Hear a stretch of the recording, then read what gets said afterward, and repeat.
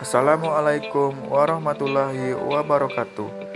Berikut adalah tugas 3 mata kuliah praktikum IPA di SD oleh Jaka Marta Dipura NIM 8567976 dari program studi pendidikan guru sekolah dasar Universitas Terbuka Pangkal Pinang. Baiklah, kegiatan praktikum kali ini ada dua, yaitu ekosistem dan pencemaran lingkungan. Pembahasan yang pertama adalah tentang kegiatan praktikum 1, yaitu ekosistem.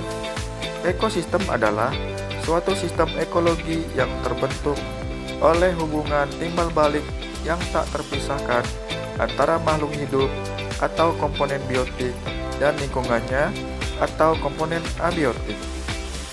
Ekosistem berfungsi sebagai satu kesatuan ekologis yang saling mempengaruhi dalam membentuk keseimbangan, stabilitas, dan produktivitas lingkungan. Dalam kegiatan praktikum kali ini, saya akan melakukan praktikum pada ekosistem darat. Kegiatan praktikum kali ini dilakukan pada ekosistem darat, yaitu padang rumput yang terdapat di belakang rumah, yang dimana padang rumput tersebut didominasi oleh tanaman perdu, rumputan, komponen biotik, ekosistem darat alami, dan semak-semak yang biasanya dikenal juga dengan sebutan sabana. Kegiatan praktikum kali ini dilakukan pada waktu pagi hari, di mana komponen abiotik ekosistem darat alaminya terdiri atas cahaya matahari yang cukup hangat, suhu yang hangat, air yang bersih dari sisa air tumbuhan dan embun, tanah yang relatif kering basah, dan udara yang segar.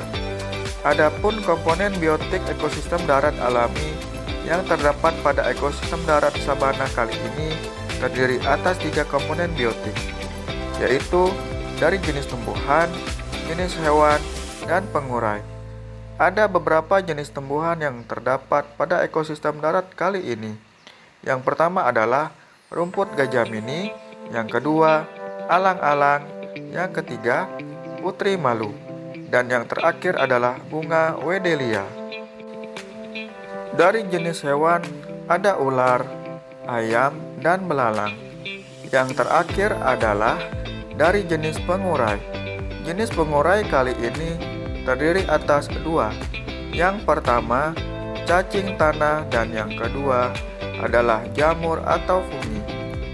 Berdasarkan hasil pengamatan tersebut, maka dibuatlah rantai makanan, jaring-jaring makanan, dan piramida ekologi. Berikut adalah urutan rantai makanannya. Yang pertama ada rumput sebagai produsen, belalang sebagai konsumen primer, ayam sebagai konsumen sekunder, ular sebagai konsumen tersier, jamur dan cacing sebagai dekomposer atau pengurai.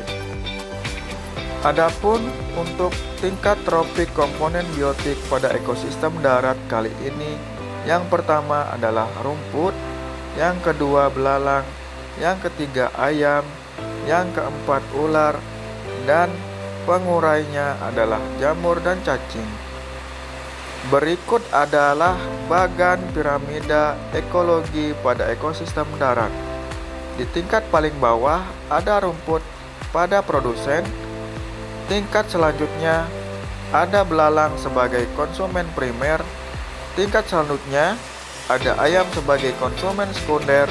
Tingkat selanjutnya adalah ular sebagai konsumen tersier. Dan di tingkat paling puncak adalah cacing dan jamur sebagai dekomposer atau pengurai. Baiklah, masuk pada kegiatan praktikum kedua tentang pencemaran lingkungan. Judul percobaan: pengaruh deterjen terhadap perkecambahan. Pada kegiatan praktikum kali ini disediakan larutan deterjen yang diberi label 100%, 50%, 25%, 12,5%, 6,25%, 3,1%, dan yang terakhir label kontrol.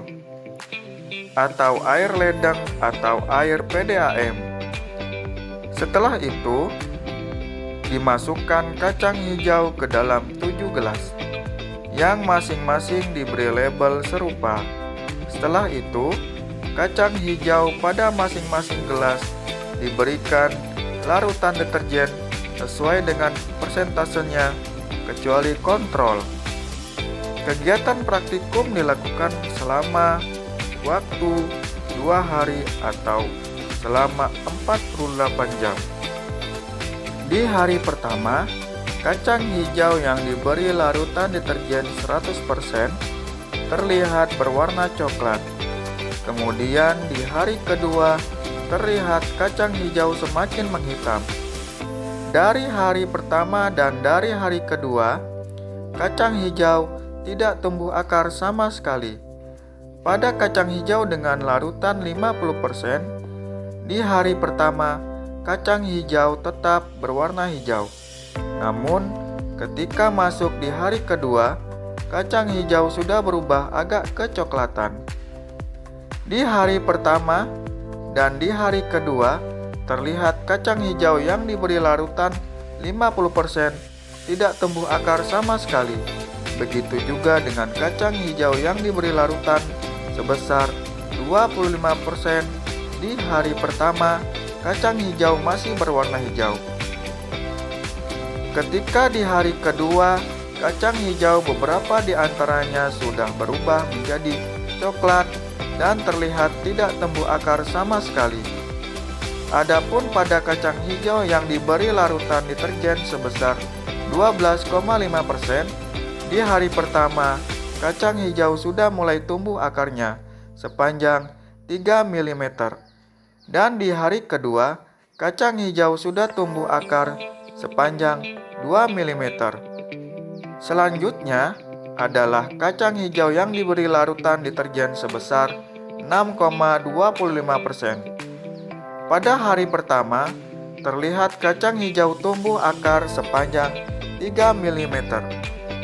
Dan pada hari kedua, kacang hijau terlihat tumbuh akar sepanjang 3 mm.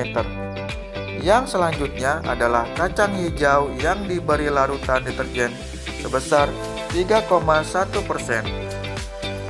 Pada hari pertama, kacang hijau tumbuh sebesar 4 mm dan pada hari kedua tumbuh lagi sepanjang 6 mm. Dan yang terakhir adalah kacang hijau yang diberi air kontrol. Pada hari pertama, kacang hijau tumbuh sepanjang 5 mm dan pada hari kedua kacang hijau tumbuh sepanjang 10 mm. Baiklah, demikianlah hasil dari pengamatan yang telah saya lakukan. Terima kasih. Wassalamualaikum warahmatullahi wabarakatuh.